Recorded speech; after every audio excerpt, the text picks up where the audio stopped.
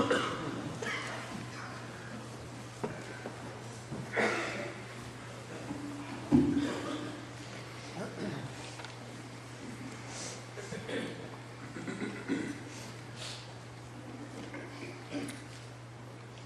first I would be remiss if I didn't express my appreciation for your hospitality today and the kind way in which you have received me and my wife. She's not present with us this evening. She has to take care of her mother.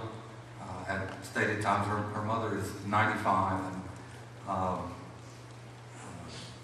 needs care at certain times just to keep body and soul together. But I do appreciate your kindness and look forward to the rest of the week. I want to talk this evening about greed, and I'm going to begin in a way that I hope presents the topic in a more fundamental way. Are you depressed about the coming election? That is, that there are a lot of people in America who say that just the current state of American democracy upsets them. And whatever else it has done, the campaigns of Donald Trump and Hillary Clinton have given all our comedians plenty of material.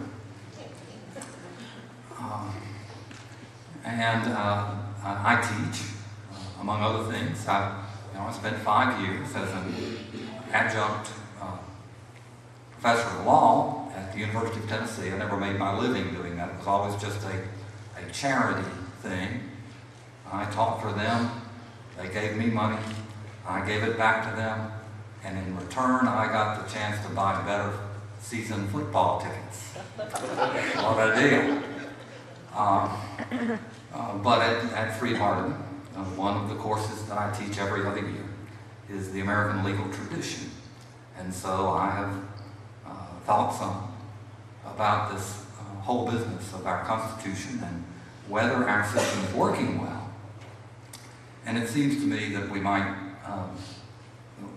have reached the point where some fundamental changes are justified. And I don't say that lightly. Our Constitution's worked pretty well for the last 230 years. But are we upset about American democracy for the right reasons? It's so easy to blame our problems on somebody else. And some of you who are older may remember when Jimmy Carter, running for President of the United States in the election of 1976, said that he hoped that the American people would get the government they deserved.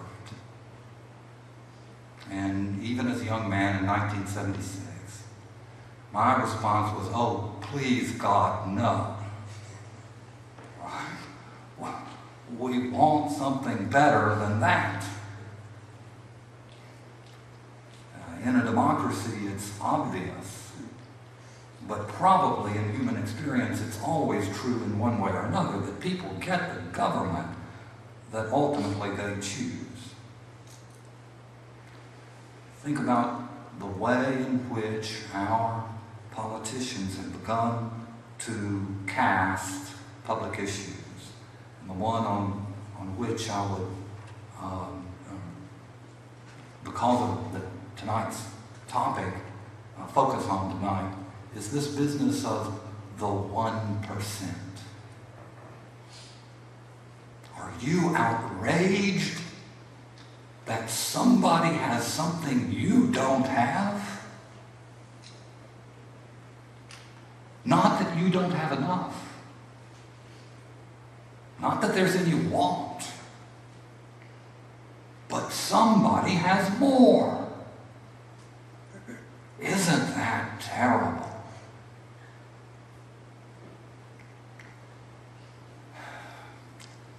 Now, in American political science, there are legitimate questions about how well a democracy can stand the strain of having citizens of vastly different circumstances. Right? If you have a culture that is relatively homogeneous and a democracy works really well there, and the more the differences are between people, the more stress is naturally present in a democracy. But that's not what people are wanting us to focus on. They want us to be angry because somebody else is rich. Now, to a Christian, that ought to set off all kinds of alarm bells. The politics of envy is something in which Christians ought to have absolutely no interest, except to try to stamp it out.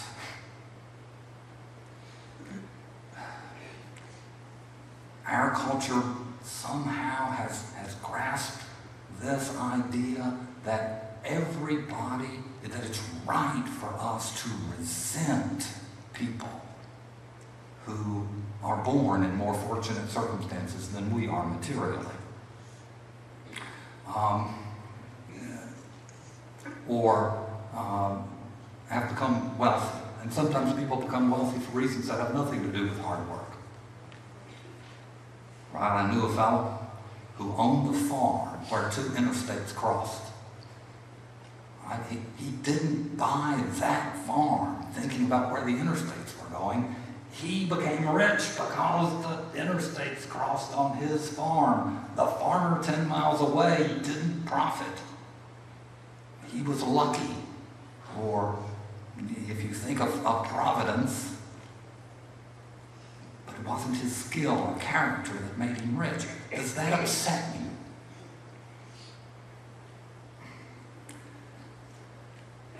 Somewhere even more fundamentally, there's the assumption that it's money that makes the mayor go. Right? That in politics and votes, that it's right to expect people to vote for their own self-interest financially. And that if a political party can just successfully appeal to people's greed, hey, that's the winning formula. Well, it ought not to be. It ought not to be. For a very fundamental reason, a truth about human experience, and that is money doesn't bring happiness. Right? Solomon says in Proverbs 27:20, the eyes of man are never satisfied. In Ecclesiastes 5:10 he says, he that loves silver will not be satisfied with silver. He that loves abundance will not be satisfied with increase. And may I add my personal witness. I went to college. Again, my father died when I was a boy, and I exclaim because I'm afraid sometimes people put 2 and 2 together and get 22. They say, well, he went to Harvard, so he was born with a silver spoon in his mouth. Well, hey, no silver spoon has my teeth marks in it. I was dirt poor, and I got a scholarship, and so I went to Harvard. And sometimes people ask me, well, what did that do for you? And there's a complicated answer to that, but for tonight's purposes, let me just say this. One of the best things it did for me was teach me by personal observation that money does not bring happiness. I knew some of the richest people in the world. And they were like other people. They were no happier, no more secure than people without that. Well, sometimes they were less happy. I knew a member of the DuPont family. And part of the reason why I was in the inner circle, right, is that I knew she was a DuPont. She hid her identity. Because if you have wealth of that scale, then every friend you wonder, are they my friend because they genuinely like me, or do they want something? Money doesn't bring happiness. It just doesn't.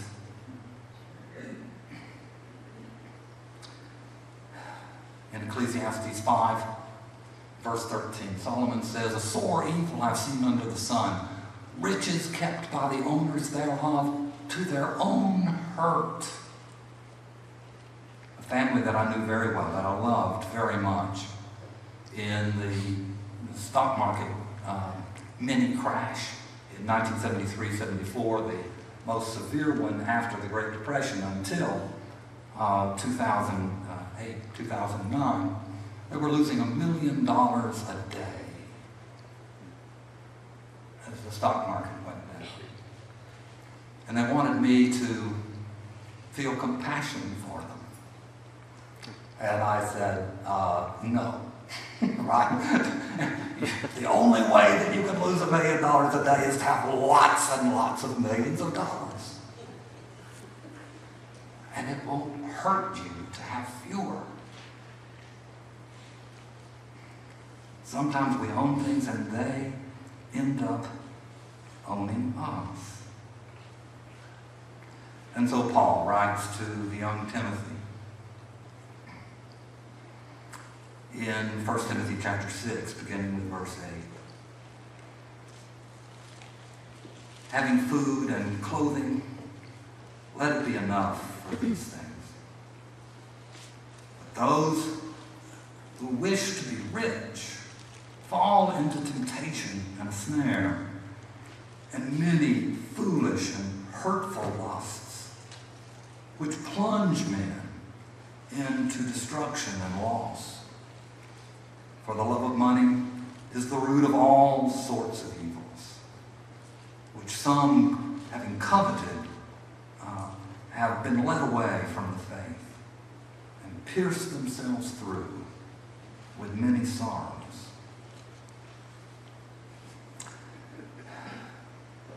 Now that passage makes clear to us that greed is tied into a larger problem. It isn't just money that's the problem, right? Greed leads to other problems. It's the root of all kinds of evil. It's the root of other things going wrong in our life if we follow that route, and it's often complicated itself by other motivations. Why do people steal? I'm not sure that I can really justify it. Sometimes I watch a movie to relax, and I was watching Batman. And hey, one of the reasons why, there's this rule I've discovered teaching college, that no movie I have ever seen have any of my students ever seen. Right? They tend to have seen movies that are just one chase after another, one special effect after another, and somehow I'm still, I like dialogue, things like that. There's this throwaway line in Batman that reflects the culture. It says, well, I learned, Bruce Wayne learns to view poverty differently when the first time he steals so that he can eat. Now that's a romantic view of what causes people to steal. It isn't true. I grew up in one of the poorest places in the United States. In the census of 1970, the county where I grew up had the third lowest per capita income of the 3,000 or so counties in America. And I know what it is for people to live in poverty, real poverty. People in America don't steal to eat. I have a friend who has a friend from third world country who said to him, I love America, Why? Because it's the only place where you can simultaneously be homeless and overweight.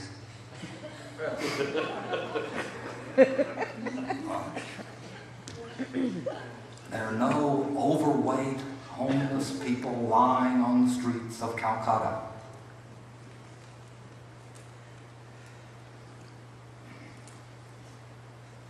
One of my best friends in business was murdered this spring as he put flowers on his wife's grave.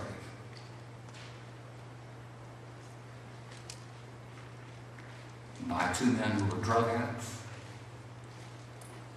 and they wanted to steal his car.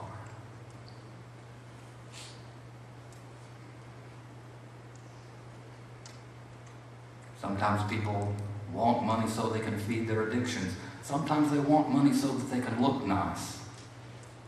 The prophet Amos gave God's message that the rich people of his day sold the righteous for silver and the needy for a pair of shoes.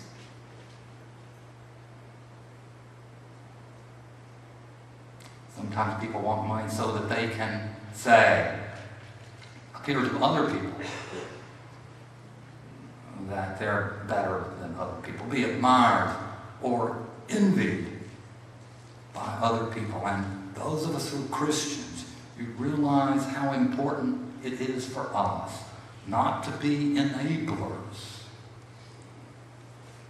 Every time I admire somebody because somebody has money, I put a spiritual snare in front of their feet. I started my professional career as a lawyer, working through the fraudulent documents that were left over from the collapse of the Butcher banking empire in East Tennessee. And those documents were something else. Obviously, badly wrong. But there were people who admired those gentlemen who were criminals and went to federal prison for 20 years. But they were criminals, obviously, before the jury heard the evidence. They might as well have had a big con man emblazoned on their foreheads. And yet I knew people, Christians, who admired them. And if you ask them, why do you admire them? Well, they're so successful. Don't, not just for your sake, not just so that you won't be cheated, so they won't be cheated, so they won't lose their soul. Don't admire somebody because they're rich. It's foolish. And sometimes people want money not to convince other people that they're a success, but to convince themselves.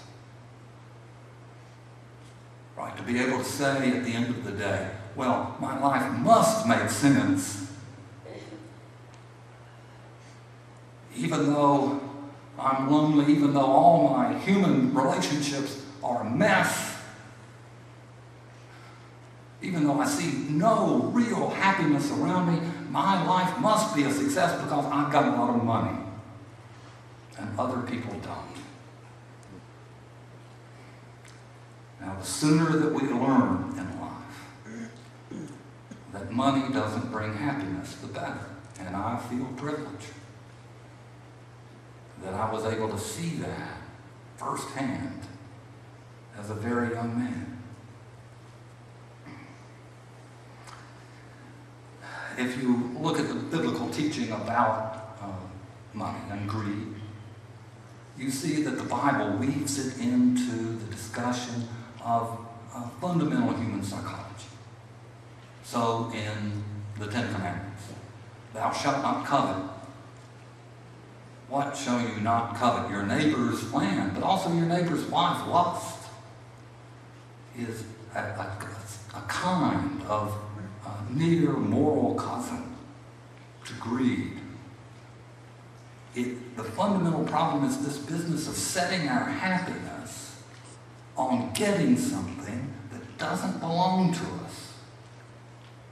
Something that we don't have and that we feel like if we had it, we'd be happy. If we decide that, then it carries us along a path. It ends up having this attraction that causes us to do whatever is necessary to obtain that goal. It's a false goal and leads us to do false things. If you compare the book of James with what the Sermon on the Mount has to say about this matter, this business of hoping and focusing on the future, and the way in which we plan for the future, in particular with respect to worldly affairs, I think that it is a nice window on New Testament teaching in general here. First of all, let me say that God has made us godlike in His image. And part of being godlike, part of being the children of God, is that we're not brute beasts. We don't just think about the present, we think about the future.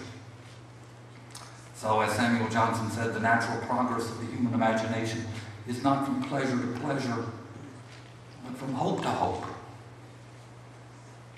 And those of us who have lived a long time know that we discover with Solomon that he that increases knowledge increases sorrow. The more you know about life, the more that you see about the human tragedy, and the more you understand your own failings and the difficulty that you have in being the person that God would wish you to be. It's not a sin to think about the future. It's not a sin to think about the future with respect to financial matters. It is a sin to think about the future in a way that makes finances, that makes money, that makes any worldly pleasure or false security the focus of your hopes. It's often pointed out that James is a kind of practical commentary on the Sermon on the Mount. And the Sermon on the Mount discusses faith in terms of trusting God about worldly provisions. Don't worry about what you eat or what you wear. God will take care of you like He takes care of the sparrows and clothes the lilies. And it warns that we cannot serve God and mammon. And when we consider that point, let me make clear what it is that Jesus is saying. He's not saying, don't serve God and mammon. He's saying, don't try to do what is impossible. You cannot serve God and mammon. You can't serve two masters. It's not just unwise. It's impossible. And similarly, James emphasizes taking our needs to God in prayer and taking them in prayer with trust. He says the one who doubts, and he doesn't use the word that Paul uses when he describes his own doubts. I mean, it's not a sin to doubt. It's not a sin, I've gotten lost, right, at times, and it's not a sin not to know which path to take. That's not what he's talking about. That's part of human life. But this business of not trusting God, of knowing which path God has set out, but hesitating, not committing yourself to it, that's sinful doubt. And James says, if you do that, the double-minded man is unstable in all his ways. Now that's the problem with with this business of false hope, of looking for wealth to give you something that it cannot give. It creates a spiritual instability that cannot be cured short of curing the underlying problem and setting your affections on things that are above and not on the things that are below. Our culture is plagued by an unhappiness that inevitably follows from seeking happiness where it cannot be found. There's a famous passage in Philippians chapter 4, verses 11 through 13. And Paul is responding to a financial gift, a measure of support that had been sent to him by the church at Philippi, thanking them for it. And he doesn't want them to interpret the thank you note as an implied plea for more. So he says, not that I speak according to lack. That is because I need more. For I have learned in whatever circumstances I am to be content.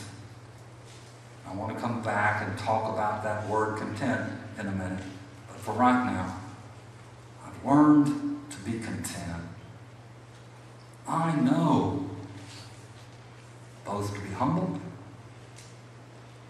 and I know to abound.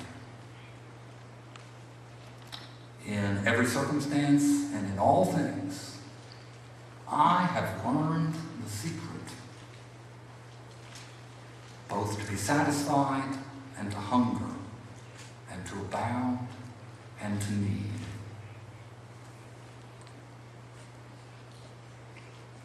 I can do all things in the one who strengthens me.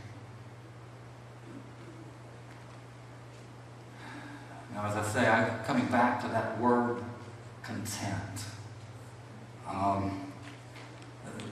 The word contented was ruined for me when I was a kid because of the commercials.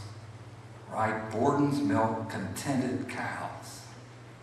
And so,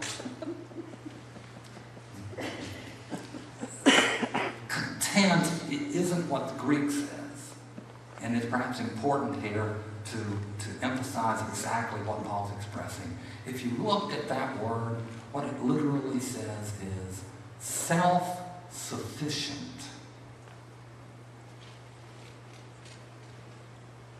And what Paul is saying is, what God has given me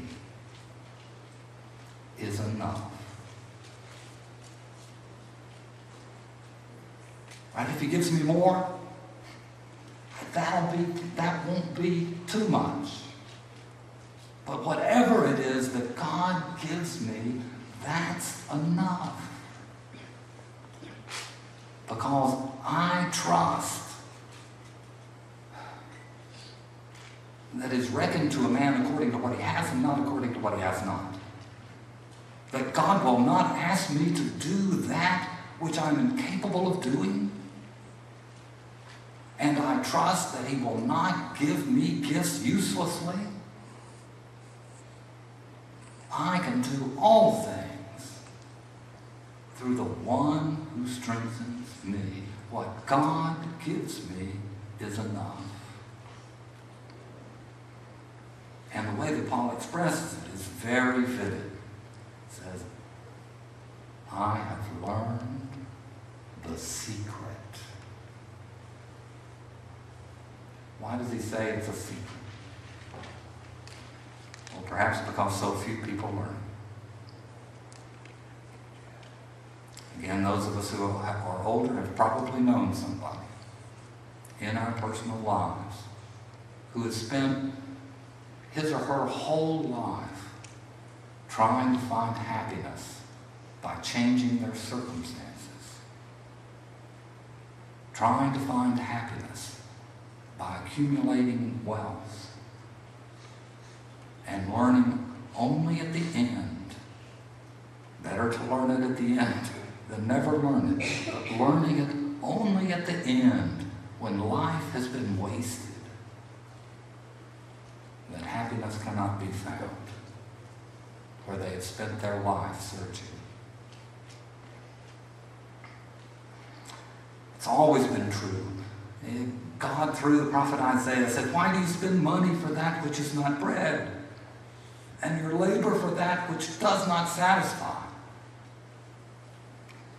But it is perhaps a special problem for us, because we constantly see so easily what others have. And we're constantly told that it will make us happy. Isn't there something? I know it's a little innocent. I know that I don't need to be just sort of a professional old grouch. I'm enough of a dinosaur as it is. But hey, isn't it aggravating when Coca-Cola tells you that if you just drink their product, you'll be happy? Or if I just buy that model of car, I'll be happy. Or if I just wear that clothing, I'll be happy. Jesus said, "Don't lay up for yourselves treasures on earth, where moth and rust corrupt and thieves break through and steal. Lay up for yourselves treasures in heaven, where those dangers cannot harm your treasure." And he ends that passage by, again, it's not a command. He's making a statement about you that's true, and you can deny it if you wish. You can deny it, but if you deny it, it's like denying the law of gravity.